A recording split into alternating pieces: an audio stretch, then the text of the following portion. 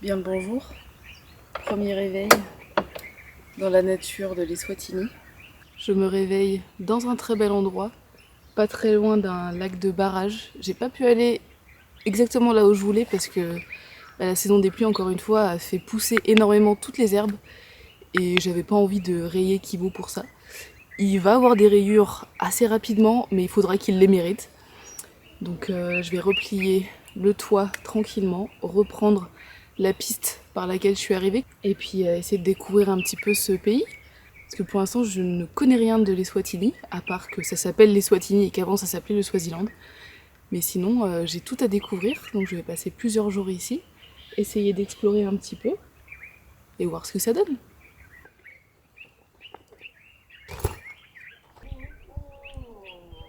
Pour fermer le toit, il y a un truc que je vous ai pas montré. Parce que j'ai donc rajouté ces vérins qui, encore une fois, de base sont là. C'est juste qu'ils avaient décidé de pas me les mettre parce que ça faisait moche. On s'en fout un peu que ça fasse moche. C'est surtout très utile parce que là, vous voyez, ça permet de garder le toit entrouvert le temps de remettre la toile et tout. Donc c'est vraiment utile. Par contre, ce sont des vérins qui ont de la force. Donc après, quand tu fermes, il faut venir mettre tout le poids. Alors au début, ça va. Après, il faut forcer. Il manque vraiment un chouïa. En fait, si je suis à 2 bras sur la poignée, ça va. Mais ensuite, il m'en faut un troisième pour venir mettre le truc. Donc en soi, je peux y arriver, mais j'ai pas envie de me faire mal. Donc, astuce incroyable. Un petit, je sais pas comment on appelle ça, c'est les trucs des emballages qui sont en dur là, super utile. Du coup, je le mets ici. Je viens commencer à fermer et là, j'utilise mon pied comme si j'avais une troisième personne. Et du coup, juste avec la force de mon pied en bas, j'arrive à fermer facilement. Et au moins, je ne me casse pas le dos. Parce que je déploie la force comme s'il y avait une troisième personne. Donc en fait, c'est ma jambe. Et là, voilà, trop facile. Donc si jamais vous êtes tout seul comme moi et que vous galérez un petit peu à fermer ce toit, prenez-vous une petite corde, on va dire c'est une corde, ça prend vraiment pas de place. Tu la coupes à la longueur qu'il faut pour que tu aies le pied. Et puis voilà, basta. Et vraiment, zéro effort. Let's go. On repart de ce spot. Il y a un petit tas de terre à passer là.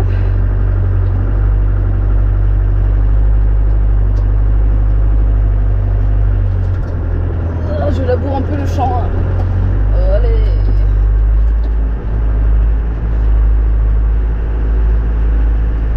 Il n'y a vraiment pas de difficulté, mais c'est toujours cool de prendre une petite piste au réveil. Il est 9h du matin. Il y a du soleil. Ça fait longtemps que j'ai pas vu le soleil.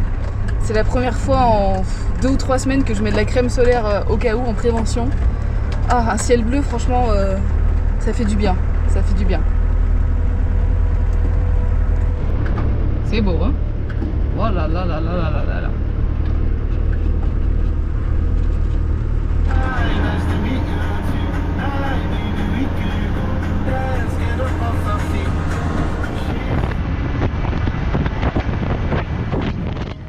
Laissez-moi vous présenter l'Eswatini. Le pays possède des frontières avec l'Afrique du Sud et le Mozambique. Moi, je suis rentrée par le nord depuis l'Afrique du Sud, une région assez montagneuse. En tant que Français, on a le droit à 1 mois de visa qui se fait gratuitement à la frontière. Et pour le véhicule, il faut payer une taxe routière de 5 €. C'est tout. C'était un passage de frontière très rapide.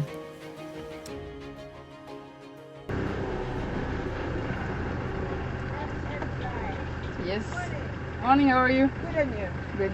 Where are you from? France. Make every moment count. Wow. That's nice. Even this guy is from France. Yes. Like, where did you sleep? In my car. Oh, Yeah, you it's also all have fitted. blankets and everything Yeah. there. Yeah. Okay. So it's only you alone. Yeah. Why? Because I love it. No boyfriend, no husband, no friend, no Not sister. now. Why? I just love it to travel alone. Oh, you want a me time. Yes. So aren't you getting tired of driving? No, it's fine. Sometimes it's long, but I love it because it allows you to go to places and Yeah. discover new things, so it's So nice. don't you want a boyfriend? I can get you one boyfriend there. No, it's fine. I'm joking. Have a safe trip and enjoy. Thank you very much. All right. Trop mignonne. Une fois mon passeport tamponné, j'ai pu commencer ma découverte du pays. Pour la petite histoire, l'Eswatini s'appelait Swaziland jusqu'en 2018, un nom donné par les colonisateurs britanniques à l'époque. Lors du 50e anniversaire de l'indépendance du pays, le roi Mswati III, parce que oui, l'Eswatini est un royaume, a décidé de changer le nom du pays pour affirmer son identité culturelle et définitivement tourner la page avec la colonisation. Eswatini signifie en langue locale la terre des Swazis. Petit par sa taille, mais grand par sa culture, le pays est profondément ancré dans ses traditions. La monarchie joue un rôle central dans la vie sociale et politique, et ses habitants sont d'un accueil extraordinaire. Je suis très contente de pouvoir vous faire découvrir un petit bout de l'Eswatini. Pour atteindre mon prochain point, il y avait 2 routes possibles selon le GPS. Je l'ai laissé choisir celle qu'il voulait.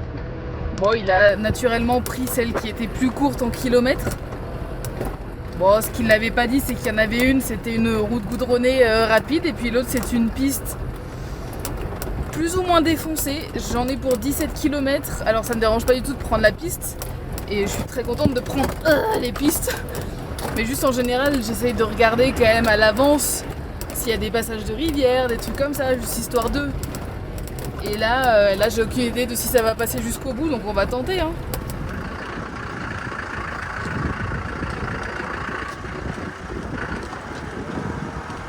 J'avais une conversation avec des copains hier soir et en fait on parlait des véhicules et notamment des véhicules pour vraiment faire de l'overlanding, vraiment du off-road et tout ça. Et je leur disais, pour moi Kibo c'est le véhicule parfait pour ce que moi je veux, parce que en fait je me pose pas la question de savoir s'il peut passer partout ou pas, parce que je garde toutes ses capacités 4x4, parce que j'ai pas trop de poids sur le toit, j'ai pas de cellules, il est pas trop lourd, il est pas trop haut. Et puis là c'est l'exemple idéal, c'est-à-dire que j'avais pas prévu de prendre cette piste, mais il y a des traces de voitures, donc c'est pas une piste moto. Et du coup je me pose pas du tout la question de savoir est-ce que ça peut passer ou pas. C'est soit la piste est traversable et donc Kibo pourra passer, soit elle est traversable pour aucune voiture et dans ce cas-là tant pis.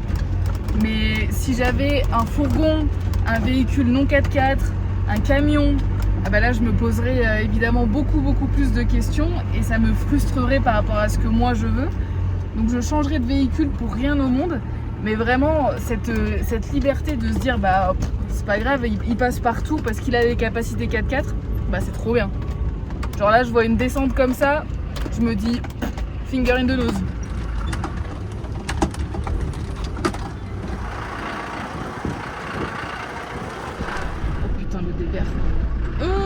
Allez Kiki. Oh punaise. Oh punaise. Reste pas coincé Kiki. Wouhou.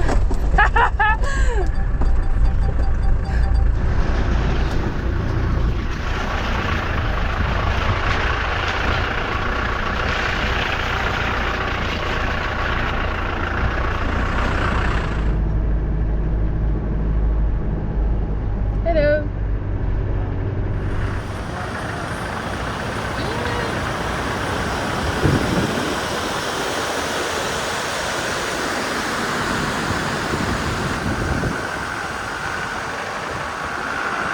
Ce n'était clairement pas la route principale, mais c'est pas grave, cette piste était très bien.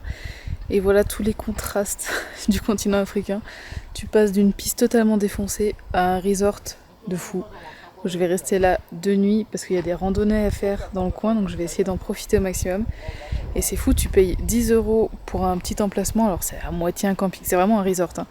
Et tu as accès à la douche d'une des chambres.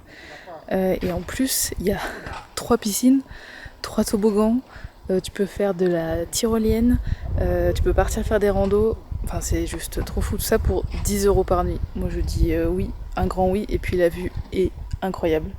Donc franchement c'est parfait. Petit coucher de soleil en Eswatini, vue montagne.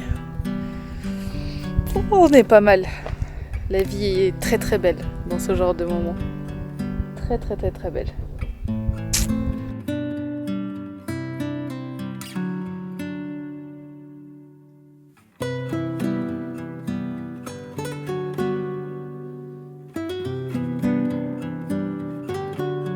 Ça fait 2 nuits que je suis au resort du coup, parce qu'il a fait un temps un peu pourri hier.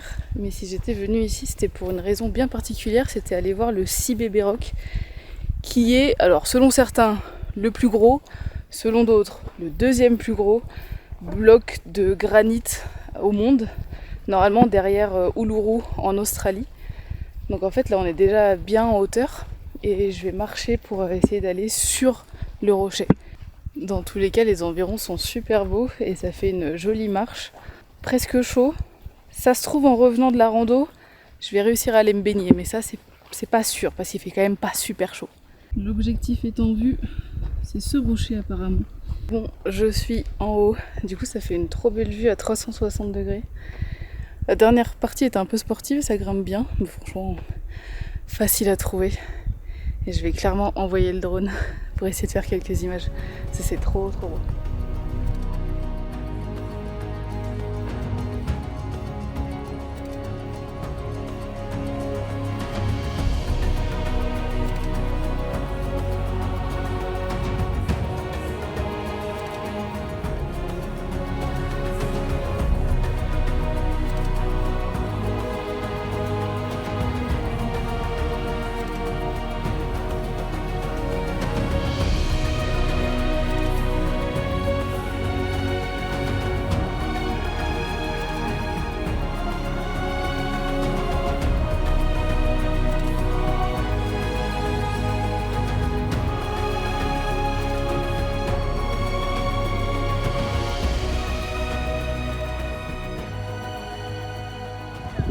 J'ai pas pu y aller hier parce qu'il faisait pas beau, il faisait super froid. Mais là, avant de partir, je vais clairement aller profiter de la piscine parce qu'elle est trop belle. C'est une infinity pool et t'as la vue sur les montagnes, c'est vraiment trop beau.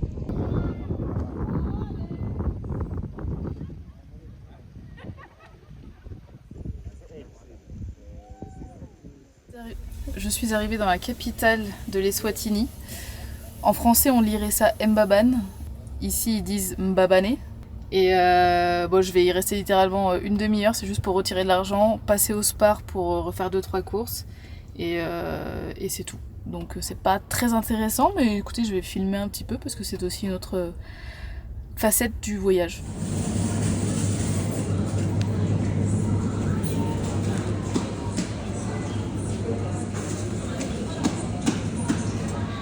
Bon, c'est un Spar, tout ce qu'il y a de plus normal, supermarché.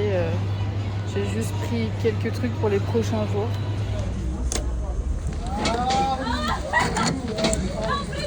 C'est bon, j'ai retiré mes sous, je suis allée au petit Spar du coin. J'ai de quoi survivre pendant plusieurs jours. J'ai pas retiré énormément d'argent parce que en fait, je vais pas rester très longtemps en Eswatini, donc il n'y avait pas besoin. Donc là, je suis tranquille et autonome pour plusieurs jours. Ce matin, je me réveille sur un parking. Oui, tous les bivouacs ne sont pas des bivouacs de rêve. Mais je vais profiter. Ici, on m'avait vachement recommandé cet endroit où c'est un petit centre artisanal avec pas mal de choses faites à la main, des choses locales. Il y a notamment un magasin de bougies ils les font sur place avec des formes à l'africaine.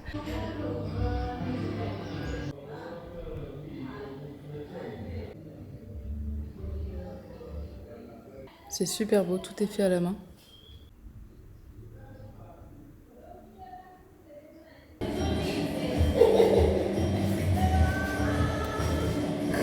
Tu fais tout à la main. Tout à la main. Incroyable. Tout à la main.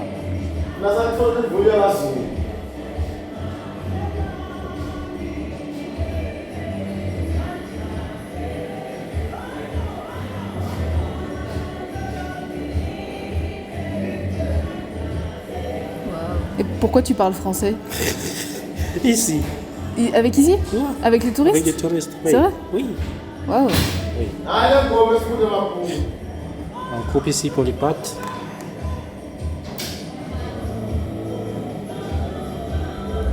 « 40 par jour? Wow. Toi, tu fais que les éléphants? Non, il Tout. y a tout. Tous les éléphants. J'adore ce genre d'endroit. Alors c'est clairement pour les touristes, hein, c'est pour prendre des petits souvenirs, mais au moins tout est concentré au même endroit, il y a plein d'artisanats différents et personne ne t'harcèle. tu peux bouger dans les étals et tout, dans les différentes boutiques, et tu te sens pas happé par les gens, et du coup tu peux vraiment prendre le temps de regarder. Et c'est super intéressant parce que ce soit le travail du bois, le travail des bougies, le travail des tissus, il y a des gens qui les font sur place, donc tu peux en même temps voir que c'est fait à la main. Donc franchement, les 3/4 des objets qui sont vendus sont faits à la main. Après t'as des choses un petit peu plus générales, les magnets, les t-shirts, des trucs comme ça. Mais la plupart sont faits à la main et du coup c'est super intéressant. Franchement c'est un petit spot pas mal. Moi je suis repartie avec un magnet. Bon, je peux pas acheter beaucoup de choses, parce que déjà j'achète pas trop de souvenirs dans chaque pays. Mes souvenirs c'est plus ce que je vis. Et en plus j'ai un tout petit véhicule, donc si je commence à acheter plein de masques, plein de tissus, je ne m'en sors plus. Mais du coup c'était très intéressant. Et ça conclut très bien cette première partie en Eswatini. Je vais reprendre la route pour aller jusqu'à un spot qui a l'air très très chouette et essayer de découvrir un petit peu plus de la culture locale. Donc c'est parti, je vous amène avec moi, mais du coup on se donne rendez-vous la semaine prochaine. Ciao!